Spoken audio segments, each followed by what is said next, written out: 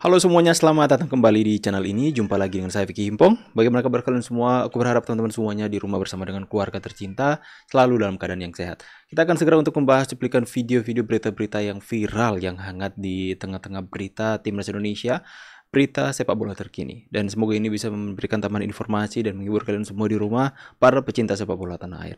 Dan tanpa perlu basa-basi lagi, kita akan segera untuk membahas videonya. Yang pertama inilah kalau seseorang mempunyai hati untuk Timnas Indonesia, bukan hanya mengambil jabatannya, tapi dia memiliki hati untuk dia bisa membawa perubahan besar bagi Timnas Indonesia. Saya baca ya, saya mencoba untuk menahan tangis saat melihat Timnas Indonesia bermain.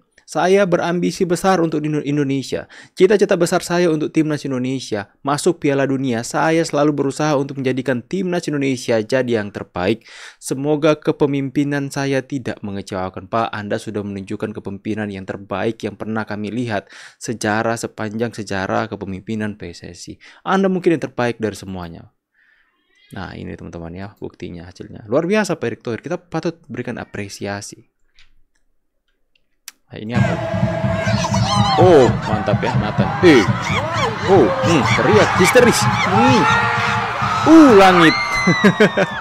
Sayangnya itu bagus itu. Lawan Australia Piala AFC U23. Dan terbukti Indonesia menang. Gimana perasaannya dengan dapat hadiah rumah ini? Finally, akhirnya. Gak nyangka bisa mendapatkan hadiah yang saya tidak pikirkan. Luar biasa. Otak saya juga ya. Alberto ya. Untuk Alberto nih, mungkin ada pesan-pesan untuk. Saya pikir dia orang luar, teman-teman di Bojonegoro ini ya. Adik-adik saya di Bojonegoro kalau punya kayak prestasi seperti saya terus berlatih, jangan puas diri. Saya juga di sini belum puas, masih terus berlatih karena tujuan saya tidak hanya di 16, saya ingin ke 19, 20, 23 sampai senior. Betul, mantap Alberto.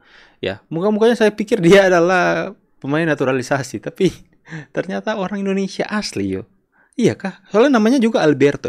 Inilah the power of netizen, the power of social media. Ya, seketika viral video menunjukkan tempat tinggal rumah Alberto yang bukan hak milik mereka, bukan atas nama orang tua dia. Akhirnya kita pun membahas ini kemarin dan kita menyampaikan bahwa ini harus diviralkan, ini harus sampai kepada Pak Erick. Belum sampai ke Pak Erick mungkin, masih sampai kepada pemerintah pusat, mereka sudah bergerak. Mungkin mereka tidak tahu, tapi itulah kekuatan dari sosial media, itulah kekuatan dari netizen kita yang benar-benar mendukung apa yang baik dan menyerang apa yang tidak dipandang tidak elok dipandang oleh netizen kita. Luar biasa. Ini adalah hal positif, hal baik yang sudah kita lihat bahwa orang-orang seperti ini harus diperhatikan, teman-teman ya. Luar biasa. Tapi satu-satunya pemain liga yang bisa ngikutin untuk gue itu Yakob. Yakob Witan kasih kesempatan, Egy kasih kesempatan. Itu Kambuaya sempat main, Mark Klok sempat main di Piala. Jelas di bawah, tapi Yakob yang benar-benar bisa ngimbangin, which is good. Satu lagi Rizky Ridho. Walaupun mungkin agama gue suka permainan Rizky Ridho, masih muda, berani ambil inisiatif, berani maju ke depan kalau ada ruang. Tapi hanya dua, sayang gitu loh. Jadi untuk pemain Liga 1 yang diberi kesempatan, lu tunjukkan. Egy kurang sering diberi kesempatan. Ya kan? Witan juga sering kasih kesempatan. But they fail. Untuk gue mereka gagal gitu loh. Kalau lu gagal terus, ya ujung-ujungnya nanti si Ragnar lah, siapa itu namanya. jadi Gue sampai bingung, Nathan lah siapa. Persaingan ya teman-teman. Alasan pihak GBK masih gunakan cara manual dalam perbaiki rumput jelang dipakai Timnas Indonesia. Digunakan apalagi ada putaran ketiga kualifikasi juga ya Pak ya. Nah kira-kira di bulan Oktober nanti apakah semuanya media yang ibaratnya rumput yang terpasang di sini sudah siap 100%? Apa sih alasannya? Karena nanti September itu kan juga ada kegiatan paus Pak. Ya. Ibadah ibaratnya kira-kira seperti apa Pak? Pak David secara teknis terkait dengan rumput. Ya. Mungkin biar ngelihat juga Pak David progresnya gitu ketika ini kan mungkin masyarakat melihat kapan ditanamnya terus kapan mulai ini lagi, itu boleh dijelaskan Pak. Baik. Ya, untuk kamera aja. Baik, untuk progres saat ini memang sudah dilakukan perataan tanam. Kita ekspektasinya sekitar tanggal 21 sudah mulai masuk rumput hingga akhir Juli. Kemudian kita lakukan grow in untuk perkuatan rumputnya sekitar 3 bulan sehingga akhir Oktober kita sudah bisa lakukan uji fungsi lapangan sehingga nanti kita akan fit pada persiapan Piala Dunia ya, zona Asia round 3 tanggal 14 November dan 19 November ya, seperti itu. Deadline teman-teman ya. Pak, waktu kemarin apa sih Pak mungkin yang membuat rumput ini cukup terganggu Pak? Ibaratnya dilihat dari kacamata kita tuh Sabar dong, kan rusak. penataan Mungkin bisa juga. dijelaskan agar publik juga tahu. Nggak sabar mereka. Pak, untuk yang Pemain juga bilang katanya keras gitu. Iya. betul, itu seperti Kurang apa, nyaman Pak? untuk pemain gitu, Pak. Ya, baik. Ya, terkait dengan yang terjadi beberapa bulan terakhir ya, memang kita lakukan uji coba lab cukup intens dan memang dilihat cukup ada anomali ya terkait dengan perkembangan patogennya.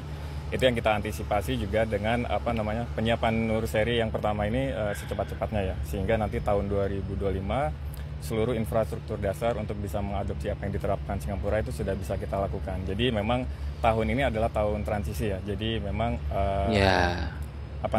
bisa dimaklumi ya. Jadi tapi yang pasti untuk bulan Oktober nanti kita lapangannya sudah siap. Jadi mungkin penegasan aja sih. Ini kan di Next aja ya teman-teman ya. Apa ini? Piala Asia 2027, Indonesia udah nunggu di Arab coy, nggak perlu capek-capek ikut kualifikasi. Nah ini viral di Malaysia, mereka ini viral teman-teman, dan mereka nggak tahu sama sekali. Bahkan banyak sekali orang-orang dari negeri jiran ini memberikan komentar merendahkan Indonesia. Mereka mengatakan saya sering kali membahas hal ini, saya mengatakan bahwa ini Indonesia percuma. Kok aku jadi percuma? Percuma katanya melakukan banyak pemain naturalisasi, tapi kok nggak lolos dia di kualifikasi Piala AFC. Kasihan deh Indonesia, banyak sekali. Kalian kalau melihat ini banyak sekali komentar-komentar seperti itu viral di mereka bahwa Indonesia katanya tak lolos Piala Asia. Akhirnya mereka mendapatkan serangan balik dari netizen Indonesia. Indonesia tinggal lihat kalian capek lari-larian buat dapat tiket lolos Piala Asia. Ya, jadi kita sudah otomatis masuk tanpa mengikuti kualifikasi. Berarti kita levelnya berbeda tentu saja. Of course ya. Kita levelnya berbeda karena kita adalah tim yang ya sekalipun dulu mereka anggap remeh tim debutan, tapi kita mampu menunjukkan kualitas kita. Ini luar biasa. Ini seperti Coach Justin mengatakan bahwa sebenarnya ini adalah pencapaian 5 tahun ke depan, tapi kita sudah capai hari ini. Berarti adanya apa? Percepatan. Itu luar biasa. Apa yang dilakukan oleh PSSI hari ini adalah percepatan dalam setiap membangun kualitas para pemain timnas Indonesia. Momen pelatih timnas Sintayong dapat lemparan bunga saat dia dinobatkan jadi pelatih terfavorit 2023. Ini luar biasa. Iya. Ditangkap dengan hebohnya.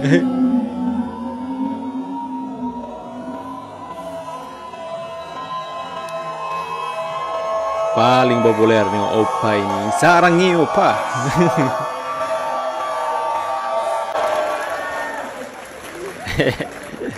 Terima kasih ya. Terima kasih ya. Indonesia. Aku cinta Indonesia. Biar tertati-tati tapi dia berusaha.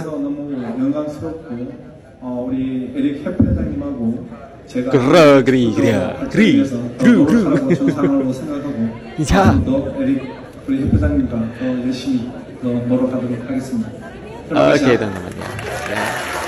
Luar biasa. Kenapa Coach Sintayong berat sekali untuk meninggalkan Indonesia? Karena kalian lihat perbedaannya di kampung halamannya di Korea, dia dilempari telur padahal sudah membawa timnas Korea itu begitu mendunia, bahkan bisa mengalahkan tim-tim besar Eropa. Tapi apa yang dia dapat? Dilempari telur. Ini dilempari bunga. Luar biasa teman-teman ya. Nah ini yang tadi teman-teman ya. Usai ramai diperbincangkan pengusaha Bojonegoro, ternyata bukan pemerintah teman-teman, saya salah info.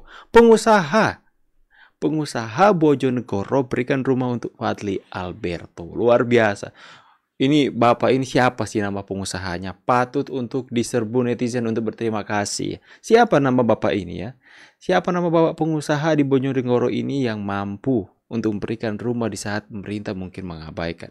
Mungkin saya katakan sekali, pemerintah mungkin tidak tahu, tapi sudah keduluan sama bapak ini. Saya pikir banyak orang-orang dermawan ya, orang-orang yang ya hatinya itu baik sekali di Indonesia ini.